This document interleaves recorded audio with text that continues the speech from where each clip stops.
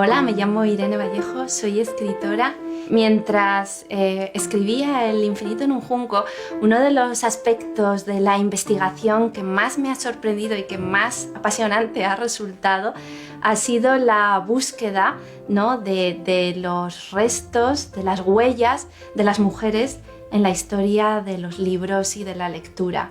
Creo que las mujeres han sido un eslabón importantísimo en la educación y en la transmisión de conocimientos. Para mí ha sido una sorpresa descubrir que a pesar de todos esos obstáculos, de esas imposibilidades, ¿no?, de la obligación de quedarse dentro de las paredes de su casa y no poder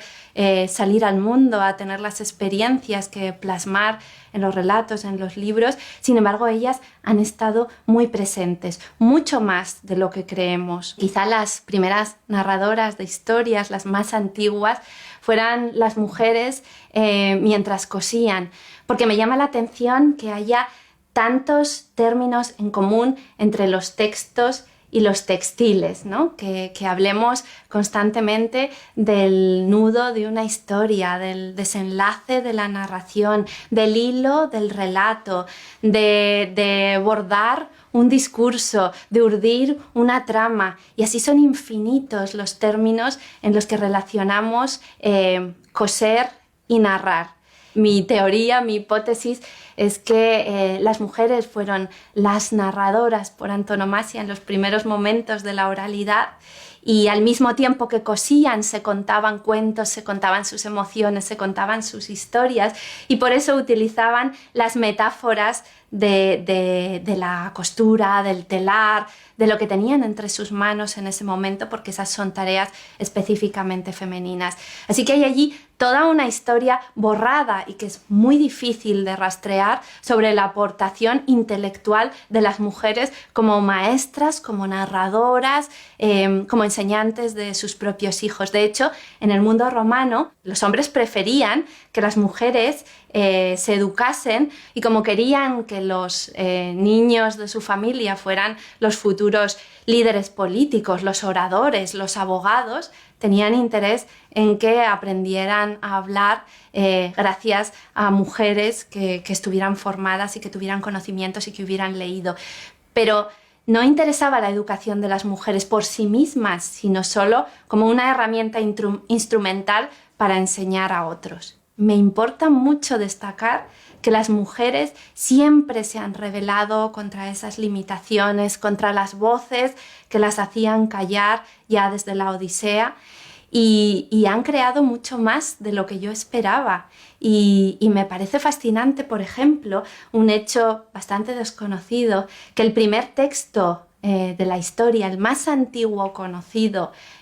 con nombre propio, es decir, no anónimo, lo firma una mujer, una sacerdotisa acadia que vivió hace aproximadamente 4.300 años y que se llama Enheduanna. Esta Enheduanna escribió antes que Homero, antes que el autor del poema de Gilgamesh, y nos cuenta en sus himnos, porque ella escribía poesía religiosa, como la primera experiencia creativa relatada por una autora en primera persona. Y la metáfora que ella utiliza tiene mucho que ver con la experiencia de las mujeres, porque ella dice que cuando escribe recibe la visita de la diosa Inanna, que se apodera de ella, que entra en su cuerpo, y que después de esa posesión ella da a luz las palabras. Es el parto del poema. Y esa imagen de crear como una forma de procrear, es profundamente femenina y es muy emocionante. E incluso en sociedades tan misóginas como fue la de los griegos en la antigüedad,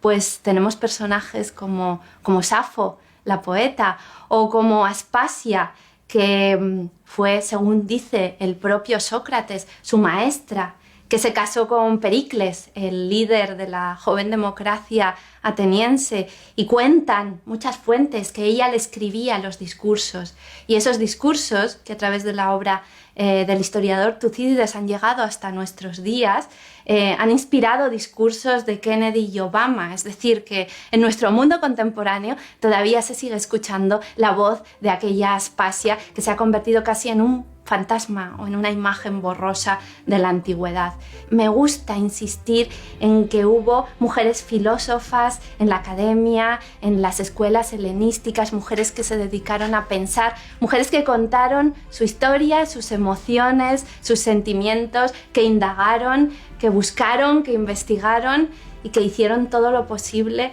por dejar huellas. Y creo que rescatar toda esa herencia es muy importante también por las niñas que hoy están estudiando, que hoy están aprendiendo y que serán las creadoras de mañana, que sepan que hay detrás toda una historia, que hay unas predecesoras y que el papel de las mujeres como intelectuales, aunque haya sido silenciado y haya quedado en la sombra, es importantísimo y ahora estamos intentando rescatarlo para que nunca más vuelva a caer en el olvido.